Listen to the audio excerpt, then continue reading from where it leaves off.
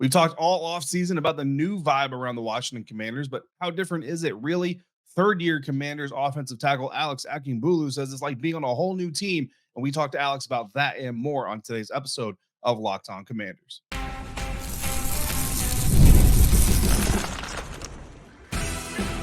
You are Locked On Commanders, your daily podcast on the Washington Commanders. Part of the Locked On Podcast Network, your team every day. And welcome into today's episode of Locked On Commanders, part of the Locked On Podcast Network, your team every day. I'm your host, David Harrison, credential member of the media, covering the Washington Commanders for CommanderGameDay.com, a part of Sports Illustrated's family of sites, here with you every Monday through Friday. Appreciate you for coming through for today's episode. Every dayers, I appreciate you coming through every single day. This is your daily podcast covering the Washington Commanders. And if you haven't already, you can subscribe for free on YouTube or wherever you are listening to this episode. And on this episode, you're going to hear Alex Akingbulu, third-year Washington Commanders offensive tackle, discuss his life as a baller, but also as a musician. And we're going to start it all off with Alex sharing his thoughts on the new vibe around the Washington Commanders as head coach Dan Quinn and this new staff really come in and make their mark on the organization. If you want to discuss anything that we discussed on this episode or anything else Washington Commanders related, all you got to do is reach out and text me by becoming a Locked On Commanders insider at joinsubtext.com/LockedOnCommanders.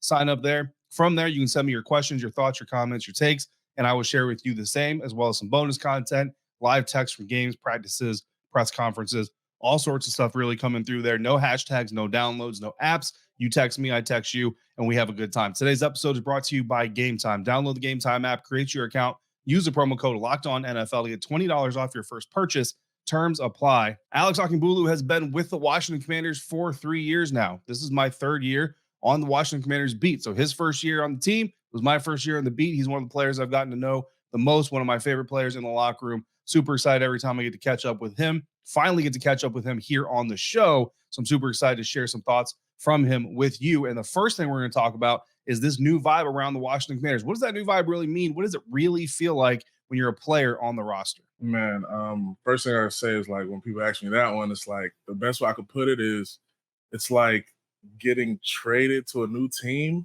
but you're in the same city. And honestly, it's refreshing. I'm gonna be honest.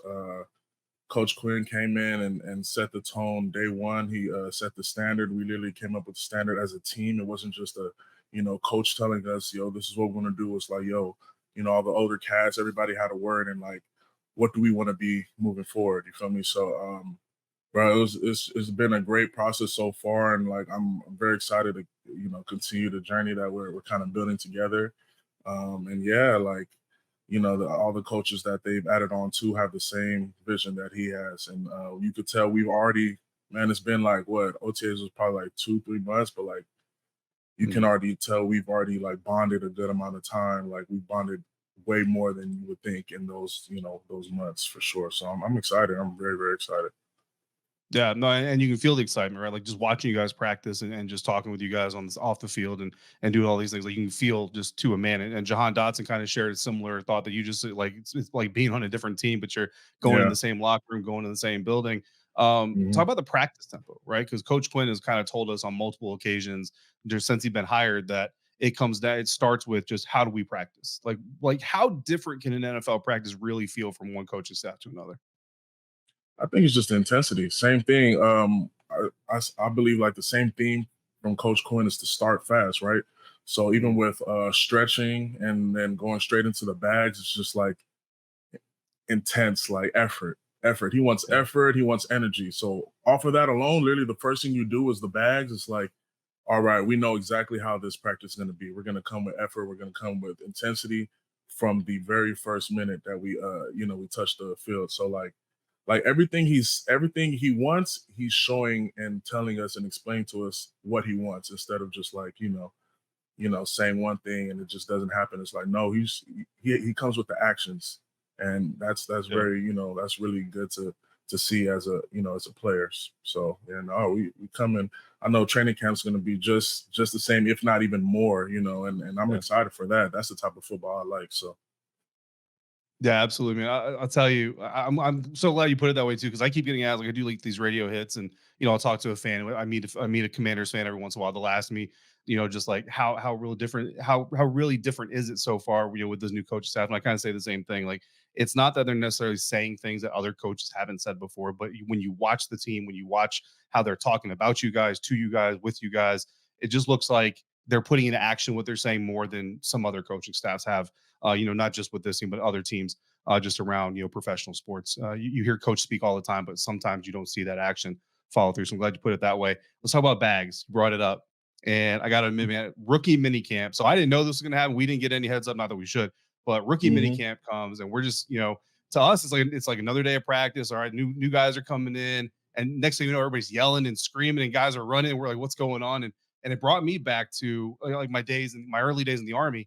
I don't know, what a shark attack is from the Army, like where the drill sergeants just like jump out and just scream at you. I remember being a private in that environment. It was nuts to me. That's what I thought was happening. I thought the coaches were like on these rookies, just like, get over there, run. And then come to find out later, like, no, it's a drill. It's just a way to pump up the intensity. And I really dig it. When have you ever been through something like that as a player, college, high school, NFL? Have you ever been through something like that?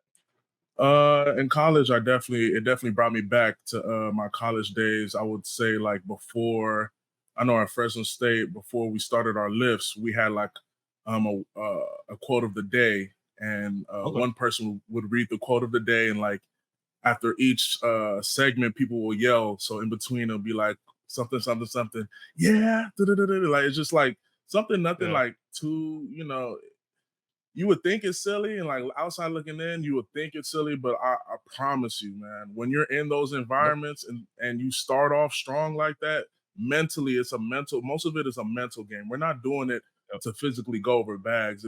If you think that's all we're doing, then you've missed the point completely. It's a whole mental game, man. When you start fast in anything you do, football or not, like you'll finish at a better position, 100%. So I love it, man. I love it, man. Like I feel like that's something you can do when you wake up in the morning, even if it's not to that extent, but like it's pretty much that same feeling. Like when you wake up, you need a shock, like to really get your day started. It's one of those. Yeah, man, it's the blood flowing. I see you guys doing it. I can't remember which coach I said. I told one of the coaches when we had a day with him in the cafeteria. I can't remember which one it was. It might have been Coach Tapp, but I was like, man, y'all make me like broken back, overweight, old. Like you guys made me want to get out there and do it with you. So it definitely has that impact. And the coaches are bought in too. So like the coaches are into it too. So I'm telling you, when you see that, when coaches that have been through a lot, you see Coach like Norton and stuff, like guys jumping up and down too. It's like, okay, everybody's bought into this, right? So if we're all bought into the same thing and have the same goals, then the sky's the limit. Yeah, 100%, man, 100%. Coach Kingsbury is obviously one of the easiest to point out, especially when the sun's out. He's got the hat on. Easy to point him out. I see him getting excited, and he's such like a chill, kind of just like a cool dude to the media. Cool guy. So to see him getting motivated like that and jumping around and getting excited with you guys, it's definitely a really fun experience to see. I hope when fans come out to training camp, I hope they get to see that as well and get to feel that energy. Let's talk about the offensive coaches now. The new guys who've come in. Obviously, you got Bobby Johnson on the offensive line. Coach Kingsbury, the offensive coordinator. Let's start with Coach Kingsbury. What's been your early impressions of him and what this new offense is going to look like? With Coach Kingsbury, I've definitely like seen like interviews with certain quarterbacks back in his day. Obviously, Kyler Murray, I think Johnny Manziel and stuff too. And like, I definitely always saw like the praise that they gave him on the outside looking in, and then the fact that he's here now. Like, I get it. I get exactly why those guys love him. And like most of these guys, they're player coaches, man. They understand, what it is to be a player. And they've obviously been in, successful, programs and stuff like that. He's also like, he has a young mind too. So like, he's really cool, very easy to talk to, real chill, real cool guy.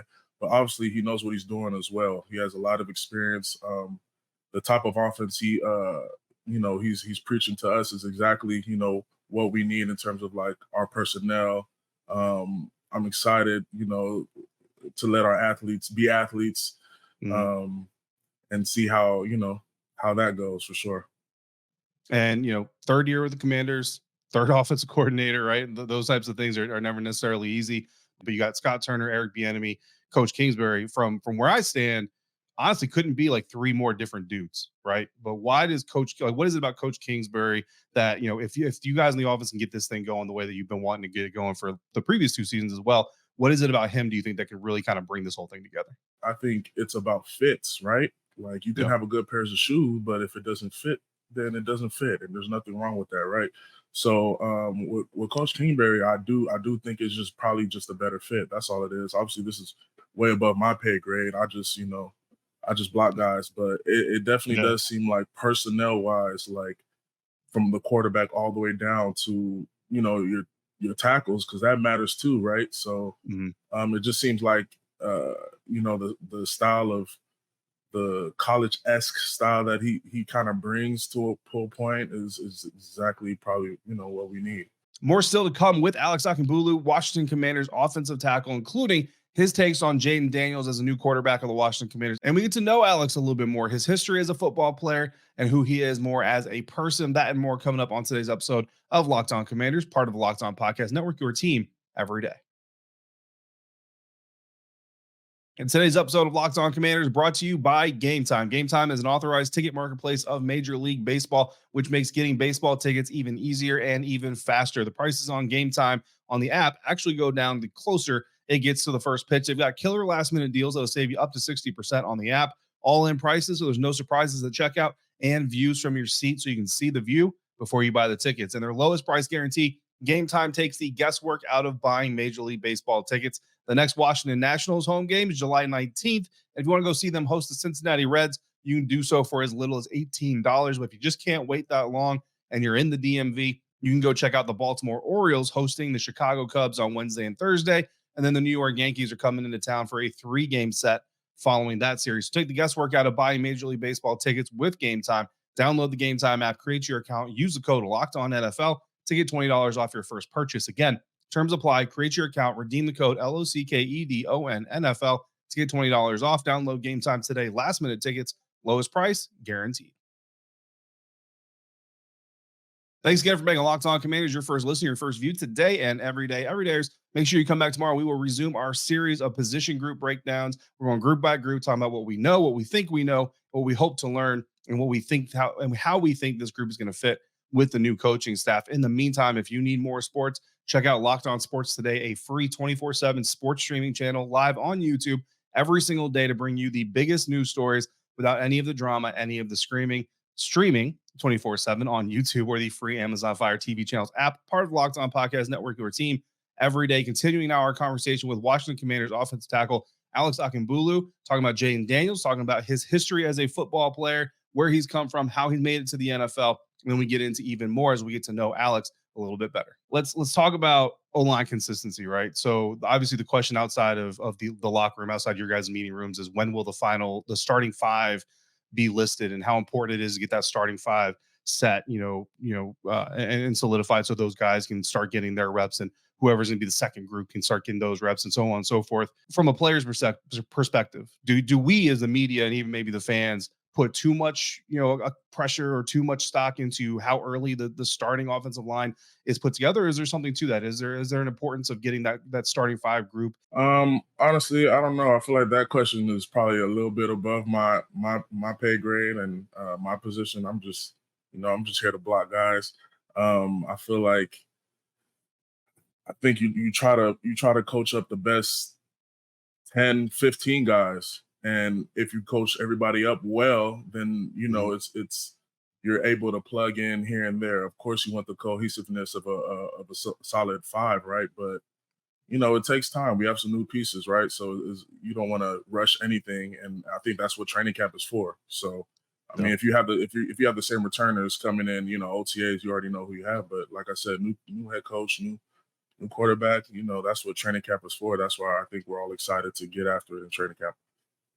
And another large amount of overturn on the offensive line specifically. How have you been getting to know the new guys? What are your impressions of the new teammates that you have this year?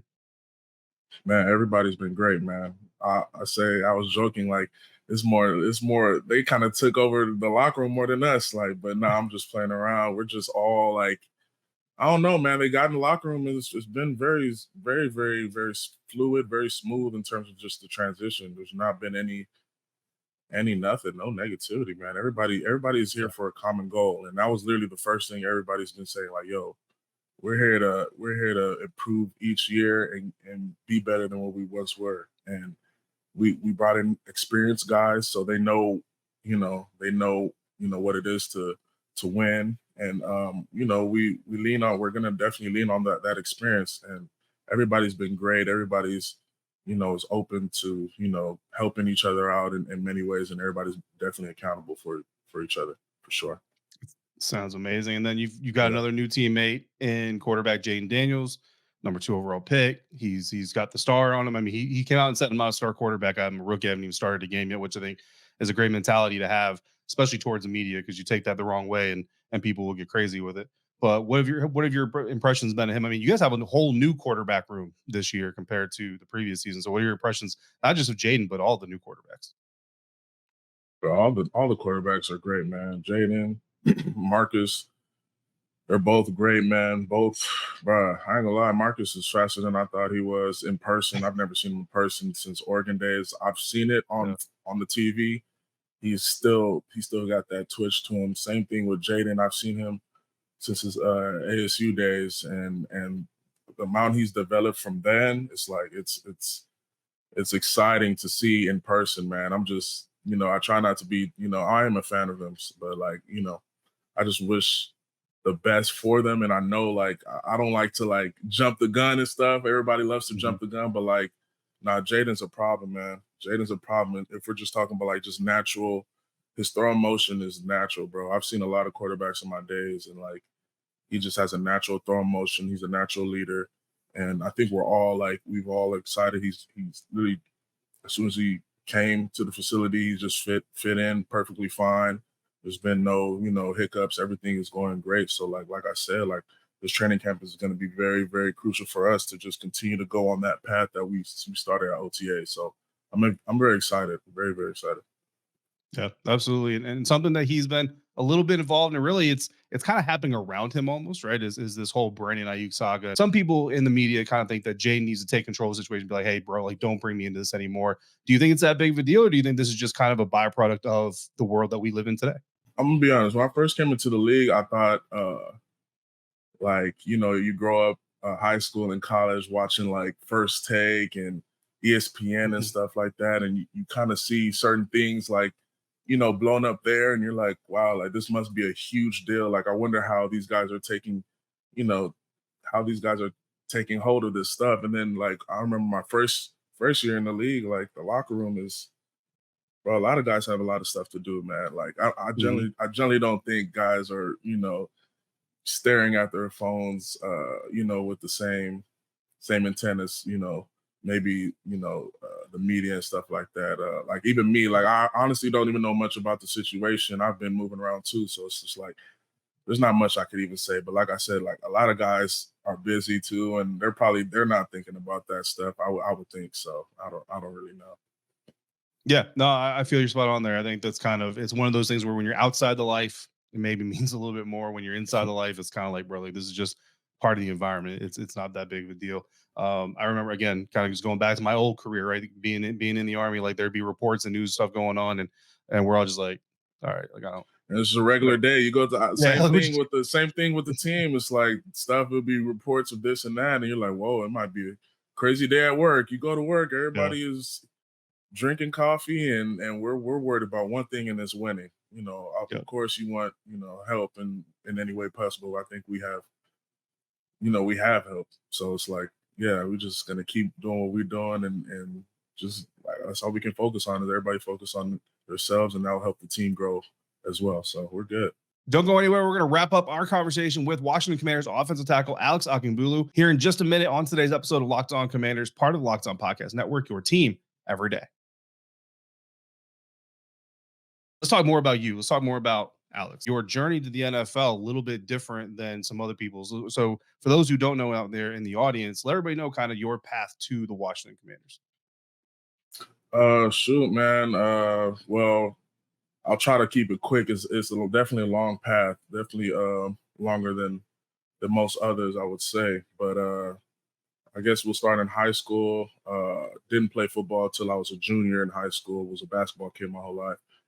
picked up football because I was a 6'6" center, and honestly, that's not tall enough. So went to football, was a giant at football, I guess. So balled out, I guess, junior year. Got a whole bunch of Michigan was crazy enough my first offer, and then it kind of spiraled down from there. Fast forward, I committed to UCLA. Was at UCLA for 3 years. My second year, actually, tore my ACL. And was out, and then new coaching came in, and kind of just didn't see eye to eye with them, and was able to grad transfer after 3 years to Fresno State.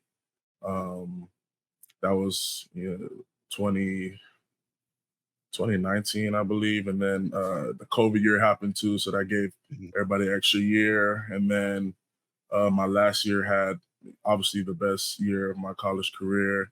Was able to get first team all conference and bowl game, and it's like one game away from the championship, Mountain West championship too. And then from there, pro day happened. Thought I did really good. Draft day, no calls. Was able to get like a mini camp invite to the Cowboys. Was there for like 3 days. Went back home. They didn't sign me, so I went straight to the USFL, that is now the XFL. And I was with the Philly Stars for half of that season. The second half of the season, we ended up going all the way to the championship game.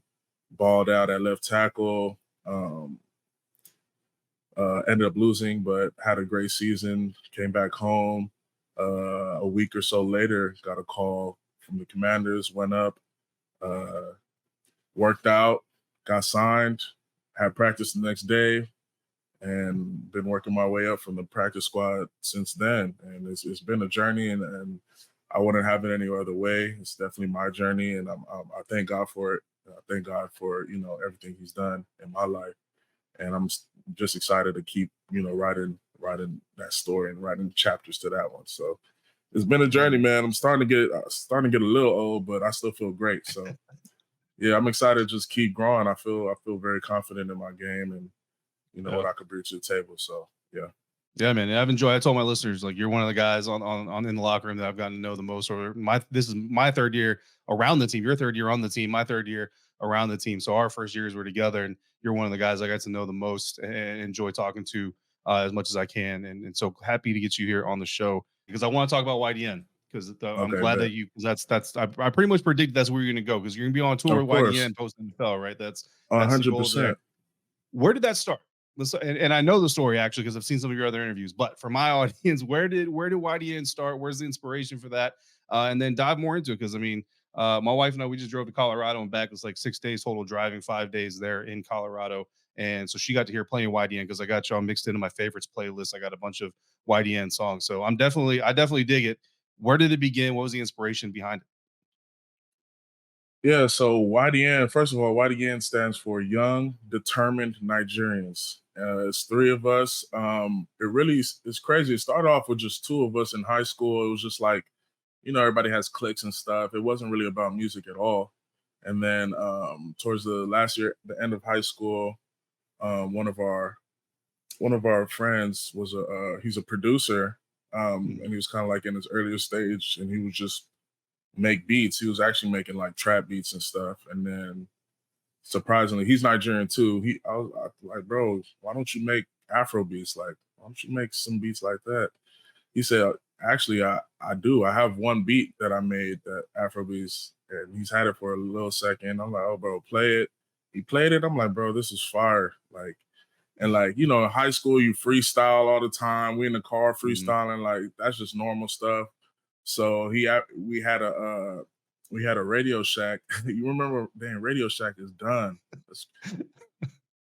Well, the people who know what Radio Shack is, RIP Radio Shack, man. Radio Shack was, it got the job done. But yeah, we had a Radio Shack, like $25 Radio Shack mic, freestyled on the mic, recorded it, and then we released the song on SoundCloud. That was the SoundCloud days, and bro, we got great feedback on it. Like LA, just the African diaspora was like messing with us, or like they liked the song. I was like, wow. Like we was just playing around at first, and then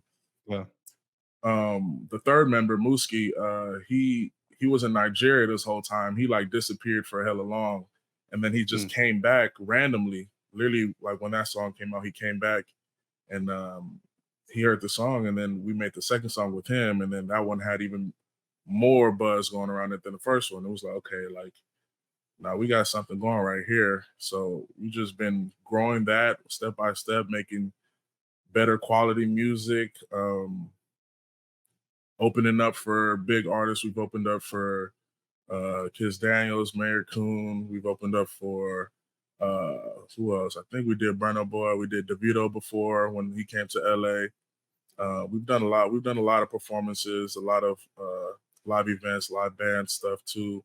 And yeah, we're just continue to perfect our craft. And I feel like we're at a point now where we want to expand past, just our region of where we're from. We want to take this, worldwide. So like, I'm excited to like just continue. We have a lot, like when I say we've stacked up a lot of music and a lot of content. So there's definitely a lot of music, at least for this year. We got a few things stacked up for you guys. So I know y'all definitely love it. It's literally just vibes, man. You press play and you're gonna bob your head, you're gonna dance, you're gonna feel good. It's feel good music. Afrobeats in general is feel good music. There's no way, like, I haven't heard one person say they don't like Afrobeats. If you say you don't like Afrobeats, you're lying to yourself. You probably listen to it by yourself in the whip, but like you just don't want to admit it, and that's fine too. But yeah, man, like we're just gonna keep grinding and keep giving out these vibes, and as long as people want it, we'll just keep handing it out for sure. Yeah, absolutely, man. Yeah, I mean, you turned me on to it, and I've been a fan ever since. I think right now, Showdown is my favorite track right now. I know that's a little bit older. But yeah, man, we used to open. So we did a California tour, a California college tour a few years back, and we opened up with Showdown. Probably that whole tour, bro. I love that song. That's like an opener song. Like it's kind of like to just set the tempo of like what type of show it's gonna be. But yeah, that one. That was probably one of the best. Like we take turns with choruses. Like we don't even take turns. It's just whoever has the catchiest melodies. We're like, yeah, that's the chorus right there. But like that one, like I was like, I heard the beat. I was like, yeah, no, I need to be the chorus for this one. Like there's just something about it. And like if you analyze the lyrics of that one, then you'll kind of get like the vibe that was trying to be said on that one. I wish we did a video for it, because that one would have been very like easy to create something for. But yeah, I love that song for sure. Hey man, it's never too late. I mean, it is never too late. That's the thing with the internet now. It's like, even though I've seen it, there's millions of people who haven't, right? So it's really not too late. And that's probably what we're gonna get back to, is just like creating a whole bunch of content on stuff. Even though we've released or like put out, we'll just probably make some more visuals for those. So absolutely, brother. I appreciate you. Alex Akingbulu, offensive tackle for the Washington Commanders, man. Thank you for coming through. Again, one of my favorite players in the locker room, a really good dude that I've gotten to know. Make sure you guys go check out YDN. Again, if you never heard Afro beats and all that stuff, I get it. Like I said in the interview, my first time hearing it was hearing YDN, and I've become a really big fan of what they do musically. I get excited every time. He doesn't give me the tracks ahead of time, but he kind of lets me know. He's like, hey, bro, we got something cooking. And I get really excited every time they drop something new and everything else. Like I said, my favorite song right now, it kind of cycles, kind of rotates, but right now, Showdown by YDN. So if you want to look that up again, just Apple Music, Spotify, whatever it is, Showdown, YDN. You should be able to find it pretty easily. It's a good track if you ask me, of course. So coming up tomorrow, we will be back. We will resume our position group series. We've been diving into these position groups, talking about the players, talking about the potential for the group and how the fit for the scheme and all those things. So we'll resume that series as we get to the end of the week. And then we're getting pretty close now, guys, to training camp. So in the meantime, you got questions or comments, throw them down in the YouTube comment section or text me directly. Become a Locked On Commanders insider at joinsubtext.com/LockedOnCommanders. Don't forget to check out Locked On Sports today. And we thank you so much for making Locked On Commanders your first listen, your first view today and every day. Every day, thanks for coming through like you do. Until we speak again, if you're out and about, please be safe, be kind, and we'll see you next time for another episode of Locked On Commanders, part of the Locked On Podcast Network, your team every day.